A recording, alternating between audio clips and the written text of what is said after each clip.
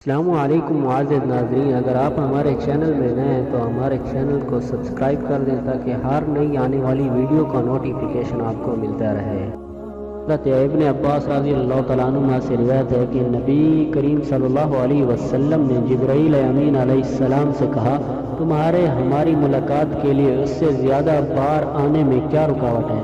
تو یہ آیت اتری، وَمَا نَتَنَزَّلُ إِلَّا بِأَمْرِ رَبِّكَ، ہم تو تمہارے رب کے حکم سے ہی اترتے ہیں، اسی کے لیے ہے جو ہمارے پیچھے اور سامنے ہے اور اسی کے درمیان ہے۔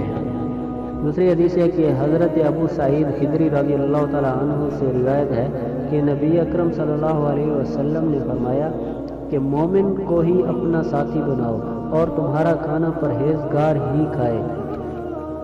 ایک اور حدیث میں آتا ہے کہ حضرت ابو ہریرہ رضی اللہ تعالیٰ عنہ سے ہی روایت ہے کہ نبی کریم صلی اللہ علیہ وسلم نے فرمایا، آدمی اپنے دوست کے دین پر ہوتا ہے، بس ہر شخص کو دیکھنا چاہیے کہ وہ کس کے ساتھ دوستی کر رہا ہے۔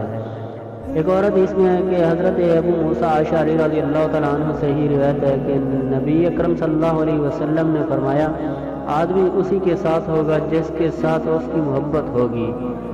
ایک روایت میں حضرت صلی اللہ علیہ وسلم سے پوچھا گیا، آدمی کچھ لوگوں سے محبت کرتا ہے حالانکہ اس کی ان سے ملاقات نہیں۔ آپ صلی اللہ علیہ وسلم نے فرمایا، آدمی ان کے ساتھ ہوگا جن سے وہ محبت کرتا ہے۔ حضرت انس رضی اللہ تعالیٰ عنہ سے روایت ہے کہ ایک دیہاتی نے رسول صلی اللہ علیہ وسلم سے پوچھا، قیامت کب آئے گی؟ آپ صلی اللہ علیہ وسلم نے فرمایا، تو نے اس کے لیے کیا تیار کر رکھی ہے؟ تو اس نے کہا، اللہ تعالیٰ اور اس کے رسول سے محبت۔ آپ نے فرمایا، تو ان کے ساتھ ہوگا تو ان کے ساتھ ہوگا جن سے تم محبت کرتا ہے۔